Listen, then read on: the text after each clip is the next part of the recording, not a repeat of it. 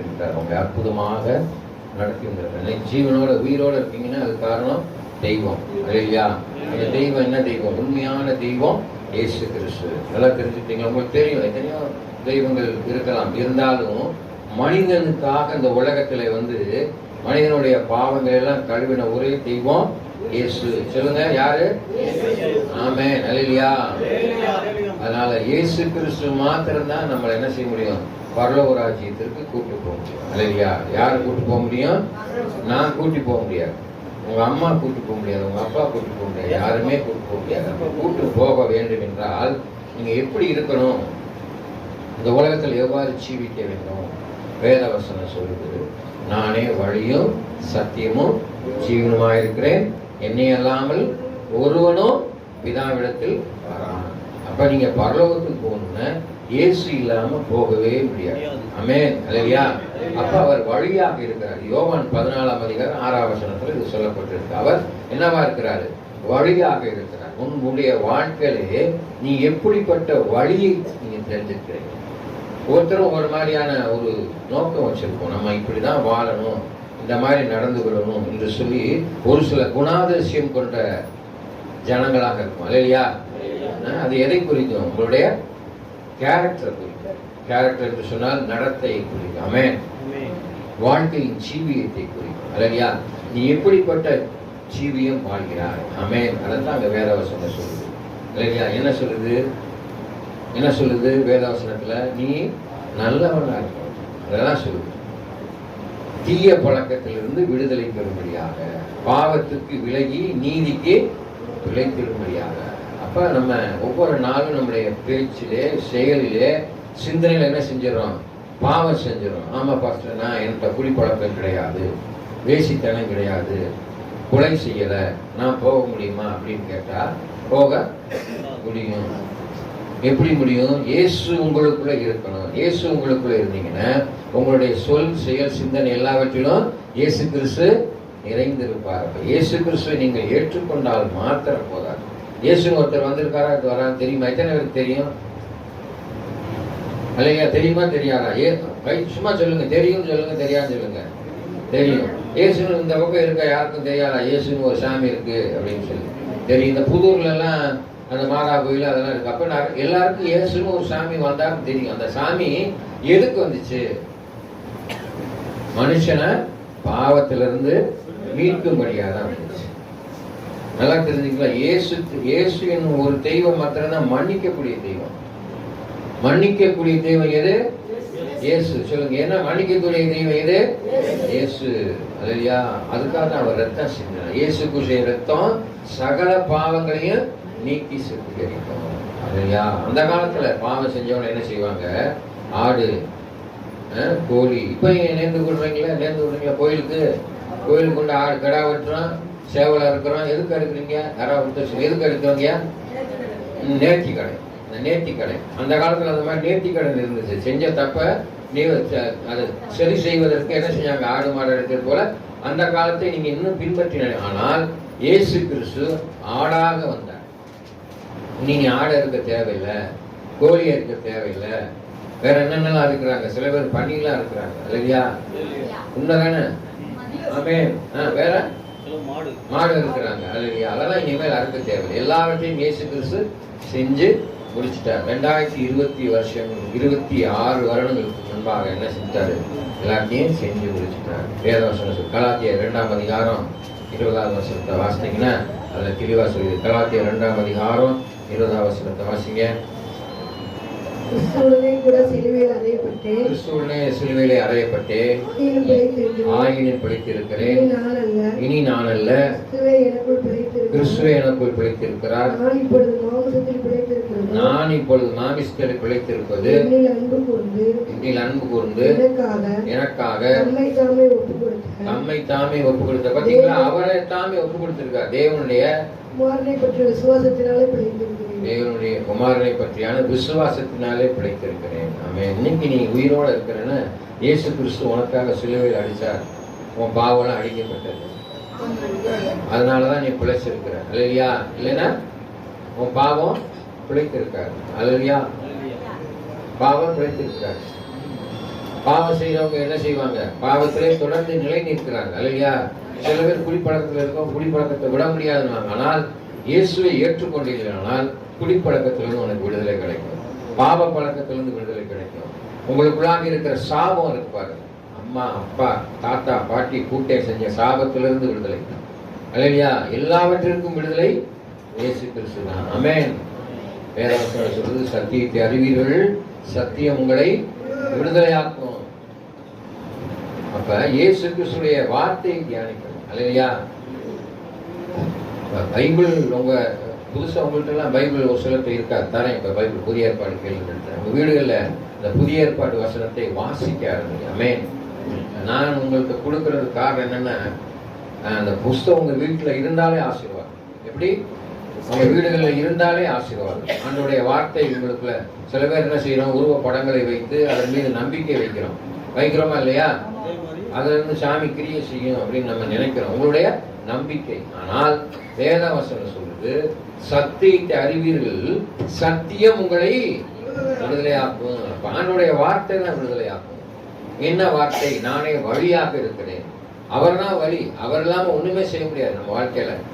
நான் சொன்னேன் பார்த்தீங்களா, என்னைய எங்க அம்மா கூப்பிட்டு போக முடியாது, அப்பா கூப்பிட்டு போக முடியாது, போதகர் கூப்பிட்டு போக முடியாது, யாருமே கூப்பிட்டு போக முடியாது. இயேசு தான் கூப்பிட்டு போக முடியும்.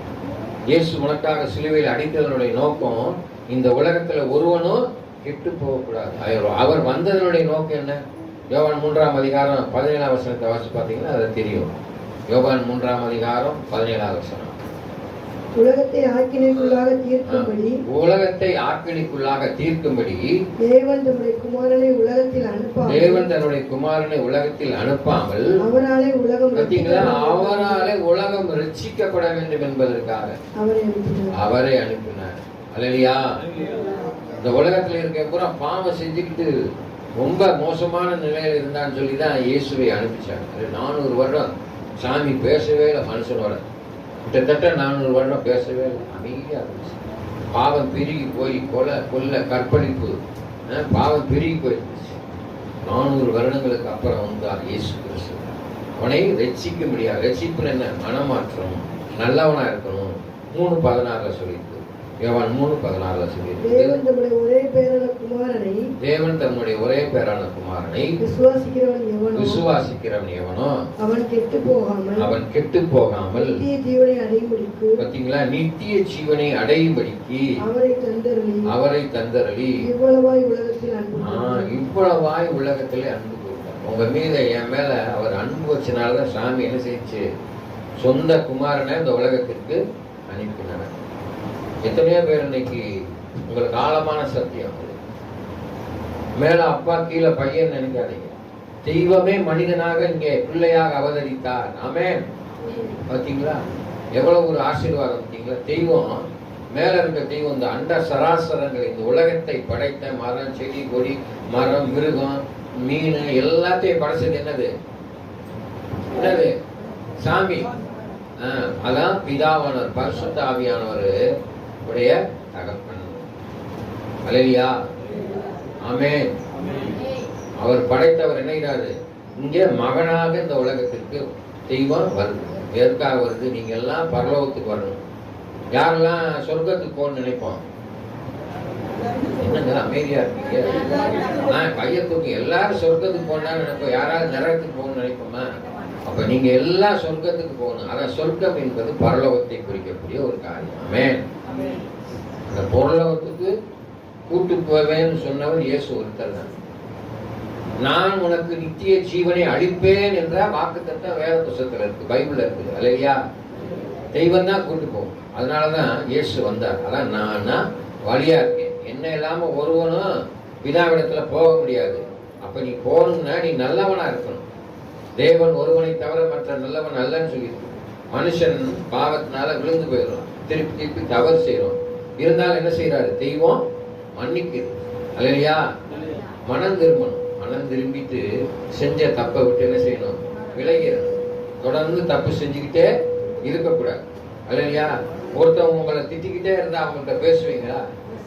பேச மாட்டீங்க, விலகி போயிடுவீங்க. அது மாதிரிதான் தெய்வம் உங்களை கைவிட்டுன்னு நீங்க நினைப்பீங்க. அல்லேலூயா. ஆனா வேத வசனம் சொல்லுது, உங்களுடைய பாவங்களை என்னுடைய முதுகுக்கு பின்னால இருந்துட்டாங்க. பாவத்தை பார்க்கறதே கிடையாது. அவர் மன்னிக்கிற தெய்வமாக இருக்கிறார். அதனால கடவுளை நீங்க யாரெல்லாம் இருக பிடிச்சுக்கிறீங்களோ, நல்லா தெரிஞ்சுக்கிட்டீங்களா? இருக பிடிச்சுக்கிட்டவங்க மாத்திரம் தான் என்ன செய்ய முடியும்?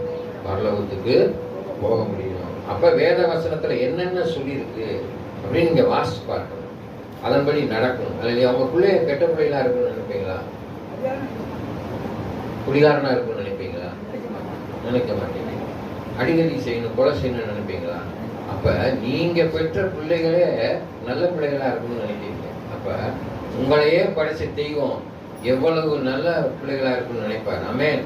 அதான் வேதவசனம் சொல்லுது, பொல்லாதவர்களாகிய நீங்களே உங்கள் பிள்ளைகளுக்கு நல்ல ஈவை கொடுக்க நினைக்கும் பொழுது பரமபிதா சும்மா இருப்பாரா? ஆமென். நீ உன் பிள்ளை நல்லா இருக்குன்னு நினைக்கிற மாதிரி உன்னை படைச்ச ஆண்டவர் அவருடைய பிள்ளை நீ. யாரெல்லாம் இயேசு கிறிஸ்துவை சொந்த இரட்சகராக ஏற்றுக்கொள்கிறீர்களோ அவரெல்லாம் தேவனுடைய புத்திரர்கள் என்று அழைக்கப்படுவீர்கள். ஆமென். யாருடைய பிள்ளைங்க? ஆண்டோடைய பிள்ளைங்க நீங்க. அல்லேலூயா. யாருடைய பிள்ளைங்க? நீங்க எல்லாம் யாருடைய பிள்ளைங்க?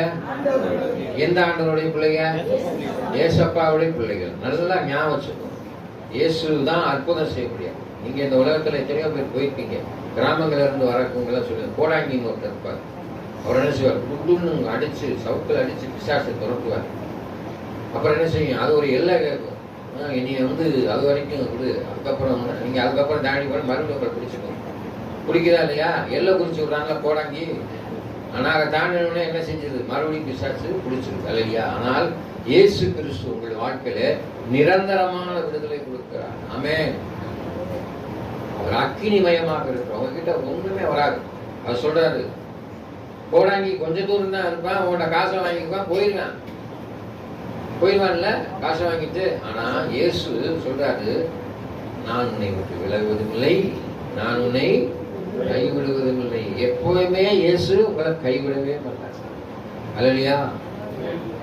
நம்பிக்கையோடு இருப்பார். நம்ம பிள்ளைங்க நம்ம கையை பிடிச்சிட்டு வரும். அப்பா அம்மா எத்தனை வருஷம் வரைக்கும் வரும்?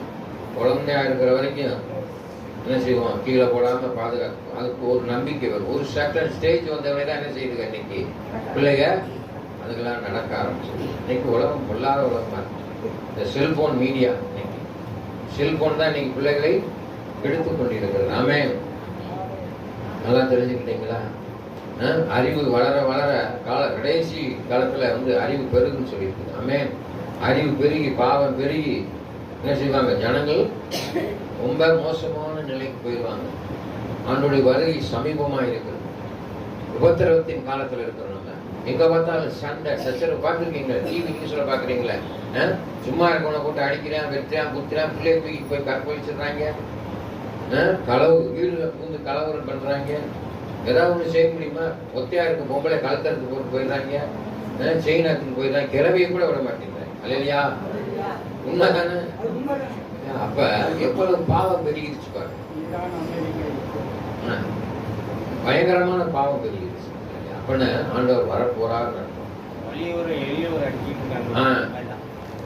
அந்த மாதிரி நம்முடைய வாழ்க்கையில என்ன செய்யணும்? நீங்க பாதுகாப்பா இருக்கணும், உங்க குடும்பம் பாதுகாப்பா இருக்கணும்னா என்ன செய்யணும்? நீங்க உங்க வாழ்க்கையில இயேசுவை இறுக பிடித்துக் கொள்ள வேண்டும். ஆகையால் பொல்லாப்பு உனக்கு நேரிடாது, பாதை உன் கூடாரத்தை அணுகாது. ஆமென். இன்னைக்கு எத்தனையோ இடங்கள்ல பாத்தீங்கன்னா இயேசு கிறிஸ்துவை அறிந்தவர்களுடைய இடத்துல என்ன இல்ல? வேதம் வாசிப்பு இல்லை, ஜெபம் இல்லை, குடும்ப ஜெபம் இல்லை, பிள்ளைகளை சரியா நம்மளால நடத்த முடியல. ஆமென். ஊழியர்கள் வீடுகளே அப்படித்தான் இருக்குது. அல்லையா? அன்பான தேவ பிள்ளைகளே, ஒழுங்கால் படிக்கிட்டு ஜெபம் பண்ணணும். இன்னைக்கு தாழ்மை இல்லை. அல்லையா? வேதவசனத்துல சொல்லியிருக்கு. 2ஆம் அதிகாரம் பிலிப்பியர் 2ஆம் அதிகாரம் 8ஆம் வசனம் வாசிங்க. பிலிப்பியர் 2ஆம் அதிகாரம் 8ஆம் வசனம் 2:8. அவர் மனுஷரூபமாய் காணப்பட்டு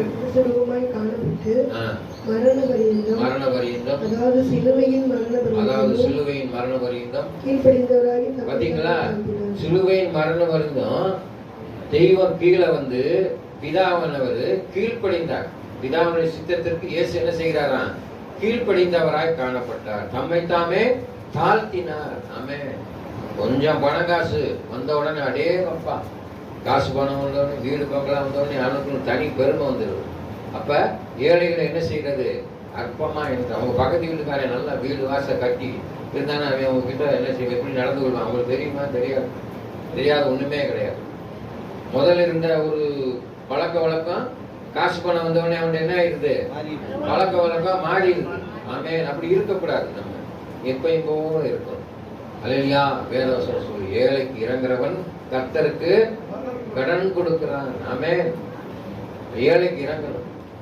நீ ஏழைக்கு இருந்தீங்கன்னா கடவுளுக்கே கடன் கொடுக்குறேன்னு அர்த்தம். இன்னைக்கு காசு பணத்தை வச்சுக்கிட்டு என்ன செய்யறது, ஏழைக்கு உதவி செய்யறது. இயேசு கிறிஸ்து சொல்லி இருக்கிறார். அல்லேலூயா. நன்மை செய்தார், குருடன் கண்களை திறந்தார், ஊமைகளை பேச செய்தார், புலவர்களை நடக்க செய்தார்.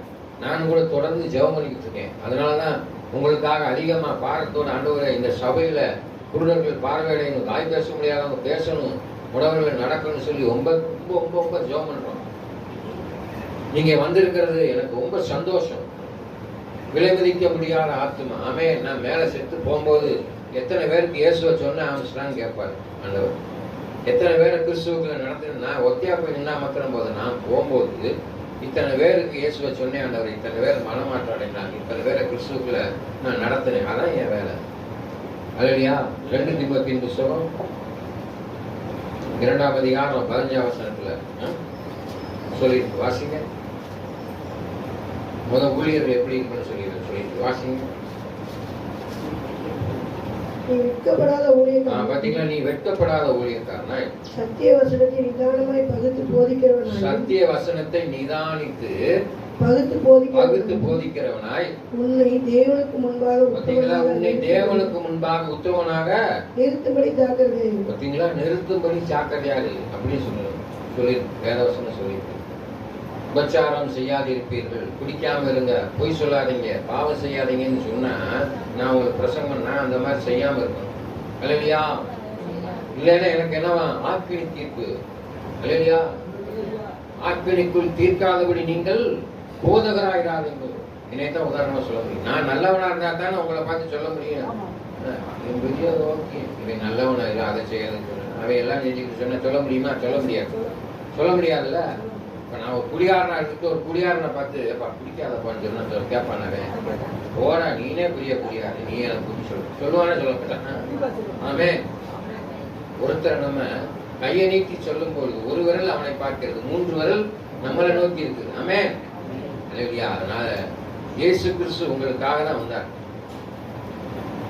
அல்லேலூயா. நீங்க இயேசுட்ட எதை கேட்டாலும் தருவார். மத்தேயு புத்தகம் 7ஆம் அதிகாரம் 7ஆம் வசனத்தில் சொல்லி, கேளுங்கள் கொடுக்கப்படும், தட்டுங்கள் திறக்கப்படும், தேடுங்கள் கண்டடைவீர்கள். தெய்வத்தை தேடுங்க. தேடுனாதான் பார்க்க முடியும். அல்லேலூயா. பிள்ளைய காணோம்னு என்ன செய்வீங்க? மாத்தே என் பிள்ளைய காணாமப்பான்னு தெரு தெருவா திரிஞ்சு ஊரா திரிஞ்சு என்ன செய்வீங்க? தேடி பிடிச்சி எப்படியாவது கண்டுபிடிச்சிடுறீங்க. அது போல இயேசுவை கண்டுகொள்ளுங்கள். அல்லேலூயா. ஹி இஸ் மேக்னம், எங்கும் வியாபித்து இருக்கிறார். கிராமங்களை சொல்லுவாங்களே, சாமி தூணிலும் இருப்பார், துரும்பிலும் இருப்பார். அதான் இங்கிலீஷ்ல அதுக்கு எங்கும் வியாபித்து இருக்கிறார். எனக்குள்ள இருக்கிற இயேசு உங்களுக்குள்ள இருக்கிறார். ஆமென். இப்ப எல்லாத்துக்குள்ள சாமி வரணும்னு என்ன செய்யணும்? ஏங்க, ஒரு வீட்டுக்குள்ள நுழையணும், நீங்க கதவை திறந்தா தானே உள்ள நுழைய முடியும். அப்ப நீங்க அவரை உங்க இருதயத்துக்குள்ள நல்லா தெரிஞ்சுக்கோங்க. கட்டணம், இதெல்லாம் கட்டணம், இதெல்லாம் சர்ச், இதெல்லாம் கட்டணம். அக்ரிணை சொல்றது பேர் அக்ரிணை. அல்லேலூயா. உயிரற்றது. ஆனா நீ உயிருள்ள ஒரு ஆலயமாக இருக்க. அந்த ஆலயத்துக்குள்ள தெய்வம் நீதான் ஆலயம். ஏங்க, நீங்க குளிக்காம 4 நாள் இருந்தீங்கன்னு என்ன ஆகும்? உடம்பு பீச்சு போயிடும். வேற நாட்டை அடிக்கும், அதை அடிக்கும். உடனே என்ன செய்யறோம்? நம்மள வெளியே சுத்தம் செஞ்சு நீட்டா வச்சுக்கிறோம். இல்லைன்னா பக்கத்துல இருக்கு உங்களை வாட அடிச்சு கவிச்சு அடிக்க அதை அடிக்க சொல்றாம சொல்லலையா? அல்லேலூயா. ஆனால் உள்ளான மனுஷன் இருக்காரு பார்த்தீங்களா, உங்களுக்குள்ள இருக்கிற அந்த விலை மதிக்க முடிய ஆத்மா, அதுக்குள்ள இயேசு வரணும்னா அதை சுத்தமா வச்சுக்கணும். அல்லேலூயா. அப்ப இயேசு எப்படி இருக்காரு? ஒளியாக இருக்கிறார். உன்னில் உள்ள வெளிச்சம் இருளாகாதபடி காக்கணும். யோவான் புத்தகத்துல சொல்லி வாசிங்க, அந்த காரியத்தை வாசிங்க. யோவான் 1ஆம் அதிகாரத்தில் உனக்குள்ளாக ஒளியாக இருக்கிறான்னு யோவான் 1ஆம் அதிகாரம். அவருக்குள் ஜீவன் இருந்தது. பாத்தீங்களா? அவருக்குள் ஜீவன் இருந்தது. இருந்தது. அந்த ஜீவன் உலகத்திற்கு ஒளியாய் இருந்தது. என்னவா இருக்கு? அது மனுஷருக்கு ஒளியா இருக்கிறது. யாருக்கு ஒளியா இருக்கிறது? மனுஷனுக்கு ஒளியா இருக்கிறது. அந்த ஒளி தான் உங்களுக்குள்ள வாசம் செய்யணும். அல்லையா? அன்பான தேவ பிள்ளைகளை நல்லா தெரிஞ்சுக்கோங்க. இயேசு இல்லாம இந்த உலகத்துல ஒண்ணுமே செய்ய முடியாது. யாருமே அவங்க கூட வர மாட்டாங்க. இயேசு மாத்திரம் தான். நல்லா நீங்க பார்க்கலாம். கர்த்தர் நல்லவர் என்பதை ருசித்து பாருங்கள். ஆமென். அல்லையா? நல்லா தெரிஞ்சுக்கோங்க. இயேசுட்ட கேட்டு பாருங்க. இப்ப நீங்க எத்தனையோ குருகனை வழங்கி இருக்கலாம், பிள்ளையார வழங்கி இருக்கலாம். அவரெல்லாம் தேவர்கள், மனிதனால் உருவாக்கப்பட்ட தேவர்கள். இருக்கிற தேவர்களுக்கும் தெய்வத்திற்கும் வித்தியாசம் இருக்கு. ஆமென். அல்லையா? என்ன வித்தியாசம் இருக்கு? நல்லா தெரிஞ்சுக்கிட்டீங்களா? நீங்க காரியத்தை நல்லா தெரிஞ்சுக்கோங்க. கண்ணால் காண்பதும் மெய், காதால் கேட்பது மெய். தெய்வத்தை பார்க்க முடியுமா? பார்க்க முடியாது. ஆமென். அப்ப உங்களுக்கு நான் சொல்ற காரியத்தை கேட்கணும், கேட்டு அதன்படி நடக்கணும். ஆமென். என்னோட தகப்பனார் மறித்து போன என்னோட தகப்பனார் சொல்வார், பூமியிலே உன் ஆயுசு நாட்கள் நீடித்திருப்பதற்கு தாயையும் தகப்பனையும் நம்ம பள்ளிக்கூடத்தில் சொல்லிக் கொடுத்துட்டான் பத்தியா? அன்னையும் பிதாவும் முன்னறி தெய்வம். இல்லையா? யாரெல்லாம் அப்பா அம்மாவை கனப்படுத்துறீங்களோ அவங்க ஈஸியா இயேசுவை கனப்படுத்த தெய்வத்தை தெய்வ பக்தி இருக்கும். அதான் பள்ளிக்கூடத்தில் சொல்ல அன்னையும் பிதாவும் முன்னறி தெய்வம். இல்லையா? இன்னொரு காரியம் ஆண்டவர் எனக்கு ஒரு காரியம் சொல்றேன் கேட்டீங்கன்னா, இந்த உலகத்துல நான் சொல்றேன் பைபிள்ல சொல்றீங்களா? பூமியிலே அவன் ஆயுசு நாட்கள் நீடித்திருப்பதற்கு தாயின் தகப்பனையும் கனம் பண்ணுவாங்க. அங்க வேதவசனத்துல சொல்லியிருக்க காரியத்தை காட்டு. நான் எனக்கு ஒரு வெளிப்பாடு என்னன்னா, உருவம் கொடுத்தது தாய், உயிர் கொடுத்தது தந்தை. ஆமென். அப்படிப்பட்ட இன்னைக்கு இந்த உருவம் இருக்குன்னா அது அம்மா கொடுத்த உருவம். இதுக்குள்ள இருக்கிற உயிர் என்னடா இருக்குது? இந்த டிஎன்ஏ ஜீன். அந்த ஜீன் யாரால் வந்தது? பிதாவால் வந்தது. ஆமென். இல்லையா? இயேசு கிறிஸ்து சபைக்கு தலையா இருப்பதை போல குடும்பத்திற்கு என்னவா இருக்கிறாங்க? புருஷன் தலையா இருக்கிறார். ஆமென். அல்லேலூயா.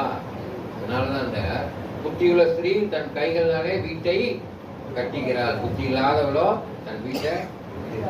ஆமென். ஆவதும் பெண்ணாலே நல்லா தெரியுது. அல்லேலூயா. ஆமென்.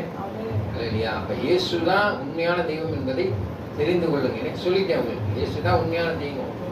நான் சேலஞ்ச் பண்ணி சொல்றேன். இயேசுட்ட நீங்க கேளுங்க. கிடைக்கலன்னா என்கிட்ட வந்து சொல்லுங்க, நான் இயேசுட்ட கேட்கிறேன். என்ன ஆண்டவரே? அந்த அம்மா கேட்டுச்சு, கொடுக்க மாட்டேன். எல்லாமே கொடுங்க ஆண்டவரே, நானும் கூட பரிந்துரை செய்யறேன். ஆமென். எத்தனை பேர் இங்க வந்து இயேசுவை பற்றி நன்மை இருந்தா அந்த அண்ணன் எந்திரிங்க கல்பட்டிக்கார். அவரு காலு நடக்கவே முடியாது. இப்ப நல்லா ஆயிடுச்சு. சுத்தமா மடிச்சு உட்கார முடியாது. ஒரு நாள் வந்தாரு தேவன், அவருக்கு என்ன செஞ்சார்? பல வருஷமா அவரால் சமணம் புரிஞ்சு உட்கார முடியாது. இப்ப கீழே உட்கார பாருங்களேன். அவர் தான் சாட்சி. அப்படி அநேக பேருக்கு நன்மை செய்யறாங்க. நம்ம சக்திவேல் அண்ணனுக்கு நிறைய நன்மைகள் ஆண்டவர் செய்து கொண்டே இருக்கிறார். செய்தான்னு சொல்ல முடியாது, செய்து கொண்டே இருக்கிறார். அவர் செய்து கொண்டே இருக்கிறார். ரொம்ப பயபக்தியா இருக்கிறார். அவர் பாத்தீங்கன்னா அவர் நான் பைபிள் காலேஜ் படிக்கின்ற ஆர்வம் வந்துருச்சு. அலையா? அவர் ஐயம்பாளையத்துல இருந்து வராங்க. ரொம்ப தூரம் கொடைக்கானல் அடிவாரத்திலிருந்து வராங்க. அலையா? அப்படி கர்த்தர் நல்லவர் என்பதை ருசித்து பாருங்கள். ஆமென். கண்களை முடிச்சவங்க மகா இரக்கமும் கிருபையும் நீங்கள் ஆண்டவராக இயேசு கிறிஸ்து இந்த கால வேளை நம்முடைய வார்த்தையை கேட்டு வந்திருக்கிறார்கள். சத்தியத்தை அறிவீர்கள், சத்தியம் உங்களை விடுதலையாக்கும் என்று சொன்ன வாக்குத்தத்தத்தின்படி இந்த நாளிலே ஆண்டவரை அடியான் மூலமாக பிரசங்கம் பண்ணப்பட்ட தேவ வார்த்தை அமர்ந்திருக்கிற பிள்ளைகளுக்கு அது மிகுந்த ஆசீர்வாதம் மாற்றிட்டாருங்க. அவர் இங்கிருந்து கடந்து சொல்லும் பொழுது இயேசு கிறிஸ்து தான் மென்மையான தெய்வம் என்பதை அறிந்து கொண்டு அதன்படி நடக்க உதவி செய்ய வேண்டும் என்று நான் இயேசு கிறிஸ்து நாம் வேண்டுகிறீர்களாவே. ஆமென். என் ஆத்மாவே கர்த்தரை சுற்றி, என் முழுமையை பரிசுத்த நாமத்தை சுற்றி, என் ஆத்மாவே கர்த்தரை சுற்றி, கர்த்தர் செய்த சகல வல்லமை